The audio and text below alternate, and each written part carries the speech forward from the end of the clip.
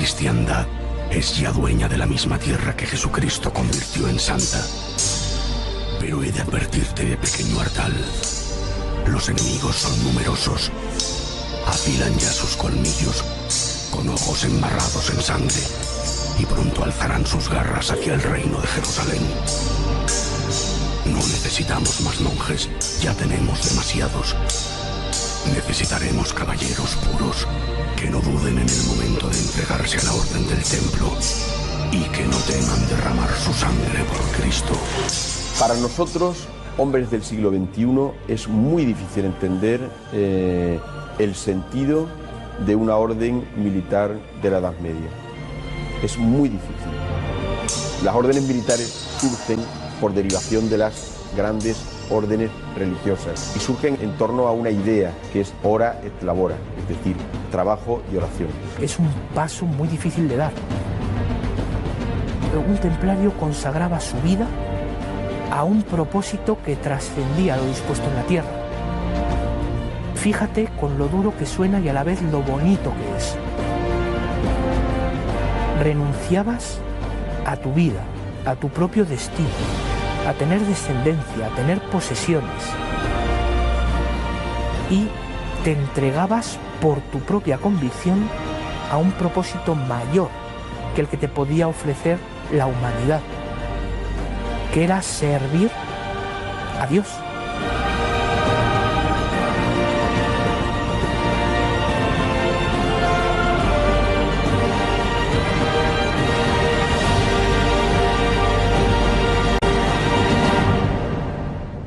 ¿Queréis saber qué piensan los musulmanes de vosotros? Ellos os odian. Dicen que es tal el hedor que desprendéis que se os podría oler a millas de distancia. Para ellos, esas cruces rojas que decoran vuestro pecho es el veneno que hace agonizar sus tierras. Solo les habéis causado muerte y destrucción. Eso no es verdad. Y no es verdad porque ellos, dentro de la orden, tenían médicos famosos y enfermeros que se ofrecían a ir para allá. Y tenían costumbres higiénicas que nadie más tenía entonces. Se bañaban una vez al año, el Viernes Santo, pero lo que es verdad es que se bañaban. Alguna vez se bañaban. Si aceptamos el baño como algo que en la Edad Media no es tan frecuente como podría serlo hoy día, desde luego, más que hablar de una prohibición, hablaríamos de una costumbre. Los templarios tenían que estar bien vestidos, porque a fin de cuentas, en cómo vaya vestido un templario, va detrás el prestigio de la orden.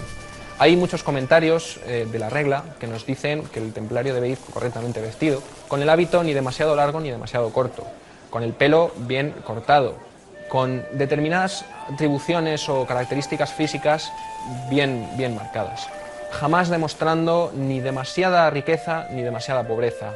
Tienen que ser equilibrados. Capítulo 8 de la regla del temple. Comed vuestro pan en silencio. Capítulo 9. Que se haga una santa lectura durante la comida. Si amamos al Señor, debemos desear escuchar con atención sus palabras. Capítulo 10.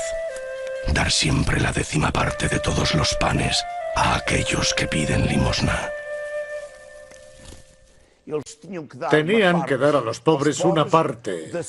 Un décimo de su propio sueldo estaba destinado a los que más lo necesitaban.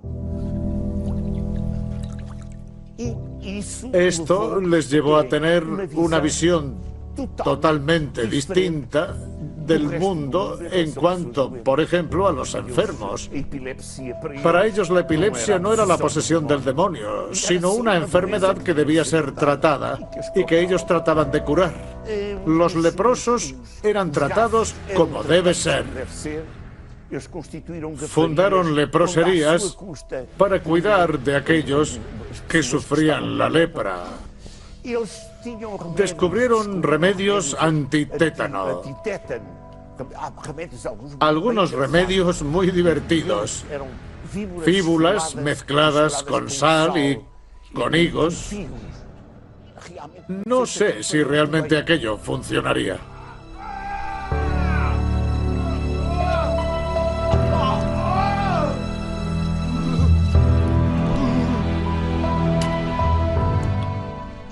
Por otro lado, contaban con medicina preventiva.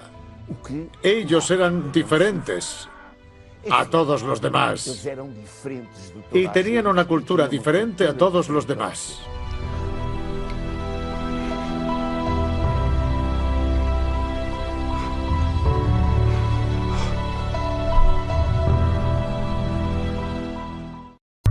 Mis queridos caballeros del templo, no sabéis cuántas leyendas llegarán a escribirse sobre vosotros. Unos dirán que os vieron desenterrar tesoros y otros que os vieron esconderlos. Habrá quien jure haberos escuchado practicar ritos prohibidos e incluso cargar con el arca de la alianza, cubriros con el santo sudario, comer del fruto del paraíso y llegar a beber del mismísimo grial. Hasta ahora, yo solo os he visto tomar medidas de vuestro templo. ¿O hay algo que no nos queréis contar?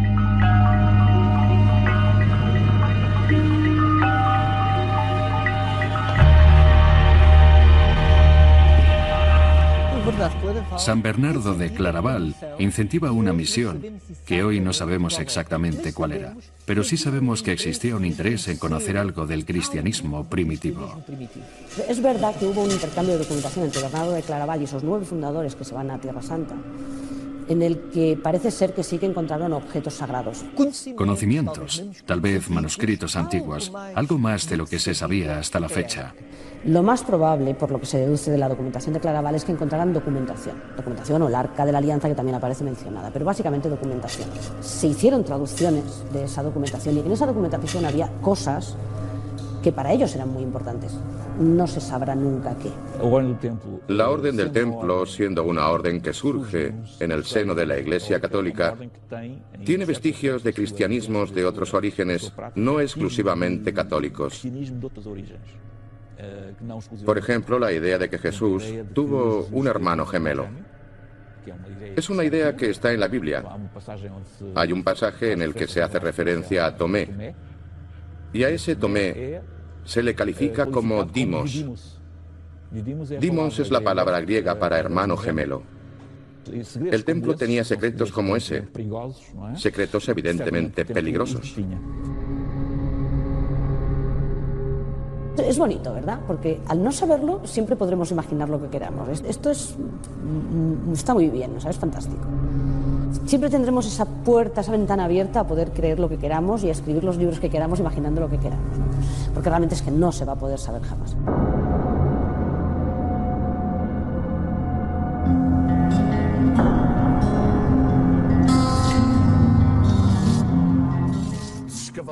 Pasado un tiempo, los caballeros de la Orden del Templo ya habían liberado todos los caminos de los ataques que mercenarios y musulmanes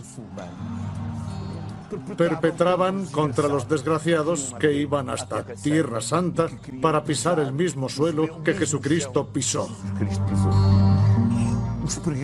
Los peregrinos que volvían contaban la historia y la valentía de estos caballeros que habían jurado ser pobres, fidelidad a Dios, que habían jurado silencio y no tener relaciones con mujeres. Se les consideraba unos santos. Por Europa corrió esta leyenda y no hubo hijo de un noble que no se ofreciera para ir a Tierra Santa.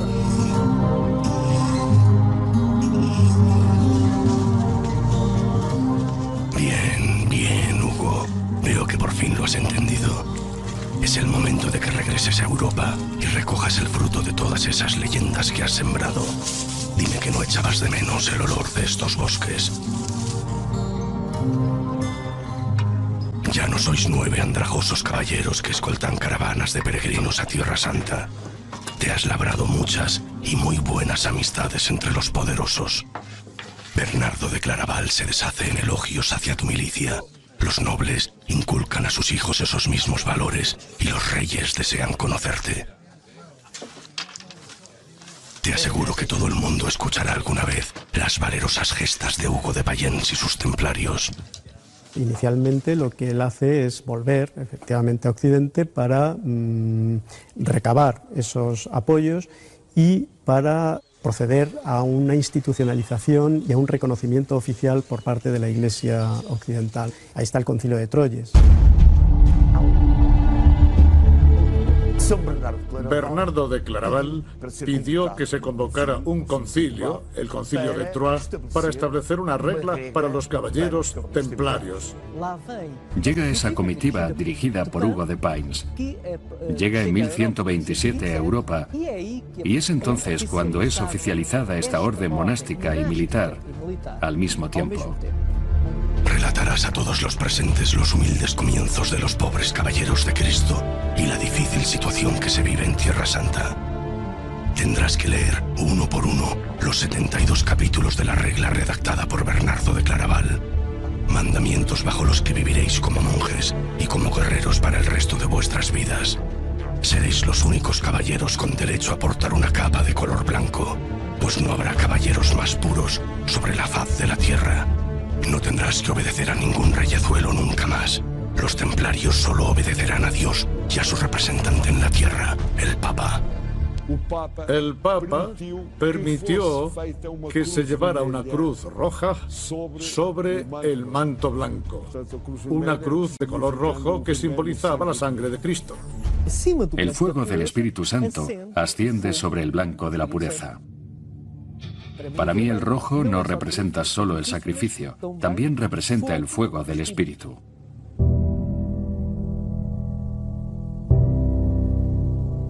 Capítulo 22 de la regla del Temple. Los caballeros llevarán siempre hábitos blancos. No le estará permitido a nadie más que a los nombrados caballeros de Jesucristo. Capítulo 25. El que quiera tener lo mejor, tendrá lo peor.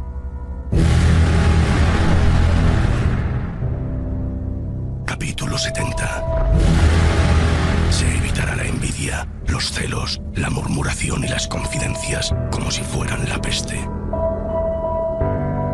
Capítulo 72.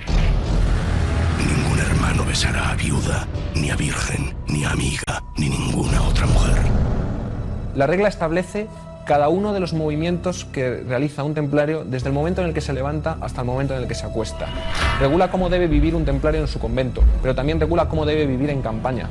Regula también cómo se nombra un maestre o cómo se nombra un nuevo hermano que desea ingresar en la orden. Los templarios debían ser, según la regla, los primeros en llegar al campo de batalla y los últimos en irse. Y estaba prohibido retirarse.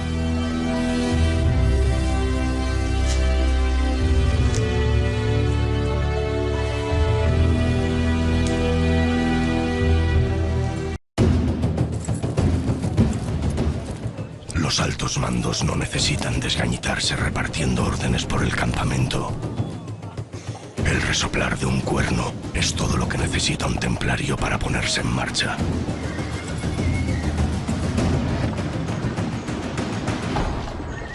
La estricta disciplina de la orden ha logrado reunir temibles ejércitos de hombres dispuestos a entablar combate en todas las fronteras entre el Islam y los reinos cristianos. Hombres que han jurado no dar jamás un paso atrás. Un templario podría ser un hombre que no se conforma con conocer las virtudes de un mundo como el eclesiástico o del guerrero, sino que prefiere tener ambas. Es un hombre que, por tanto, vive la fe como podría ser cualquiera de su época, pero también disfruta de la actividad militar, de la actividad bélica, que pese a que es naturalmente terrible, sin duda debía de ser ciertamente emocionante para todos estos caballeros. Yo creo que les llevó a las cruzadas ese afán de aventura, ese afán de buscar algo más provechoso en la vida. Eran verdaderos aventureros que no tenían mucho que perder. Se lanzaban a unas aguas que no terminaban nunca. Nos encontramos con numerosos caballeros que alardean y que gozan del ejercicio de las armas, en ocasiones porque es fácil y en ocasiones porque no tienen el problema de enfrentarse a caballeros tan duros o tan enfrentados como ellos y que en consecuencia nunca van a encontrarse con 2 palmos de espada dentro del cuerpo.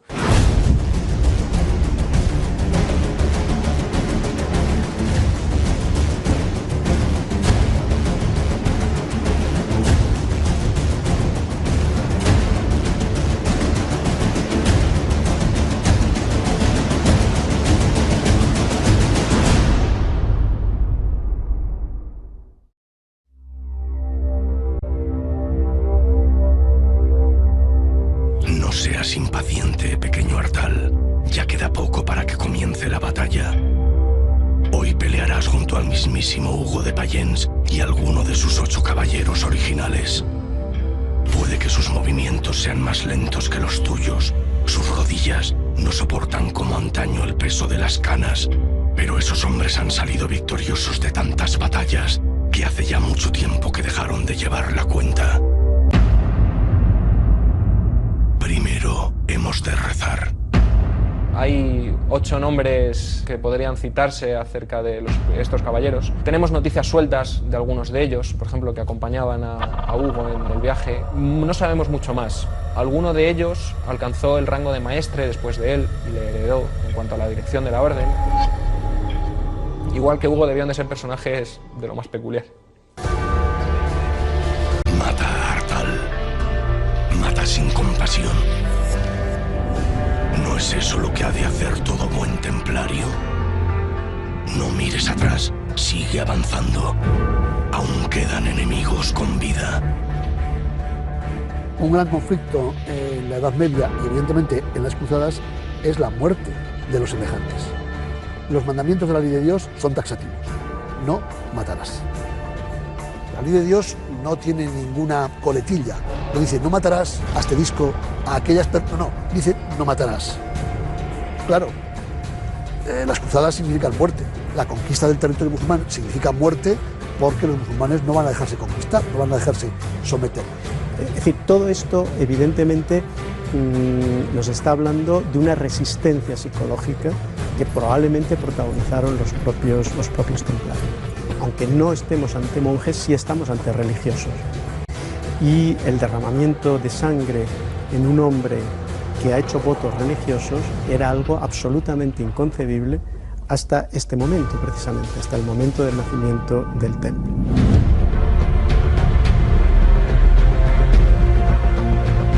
Esta gente realmente pensaba que si moría en defensa de la fe, llegaría directamente al cielo.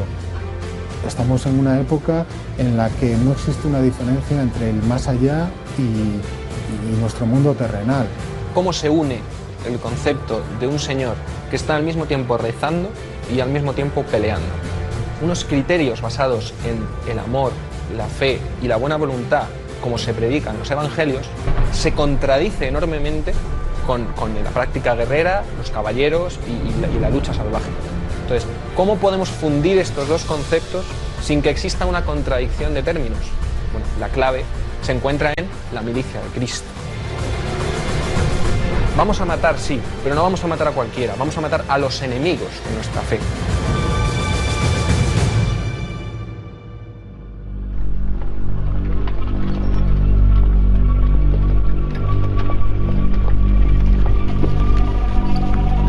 Atravesaron un desierto inhabitable y en parajes inaccesibles fijaron sus tiendas. Dame valor, Señor. Tú, que hiciste todas las cosas, formaste al hombre para que dominase a todas las criaturas. Dame la sabiduría que se asienta junto a tu trono. Porque soy tu esclavo, hombre débil y de corta vida. Y si me falta el valor, no seré nada. Nuestros jóvenes universitarios y no universitarios desconocen la Biblia en buena medida. Sin embargo, en este momento, pese al carácter iletrado de las gentes, la Biblia se conocía bien. Todo el movimiento cruzado está lógicamente jalonado por referencias que justifican su propia existencia en pasajes, en momentos, en mecánicas propias del mundo bíblico, ¿no? Es un signo, digamos, de la aprobación de Dios y de la ayuda de Dios, que no necesita de los hombres para destruir al enemigo, ¿no?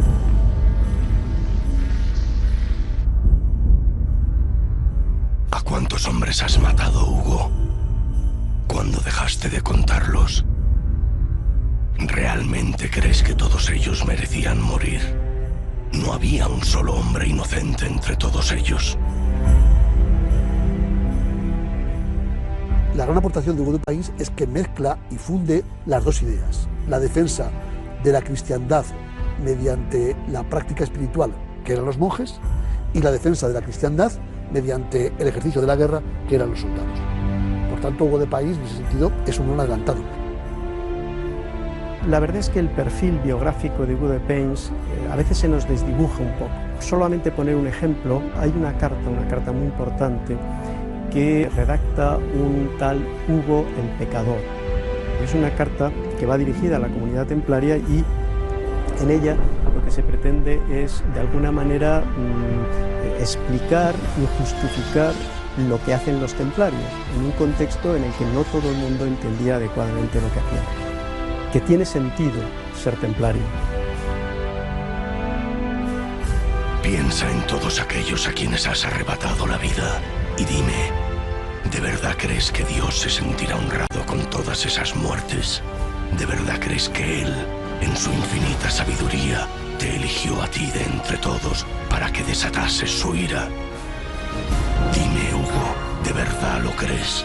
Es muy probable que los propios templarios, en el momento de empuñar las armas, en el momento en que realmente derramaron sangre de un próximo, por infiel que fuera, evidentemente se plantearían problemas de conciencia muy claros.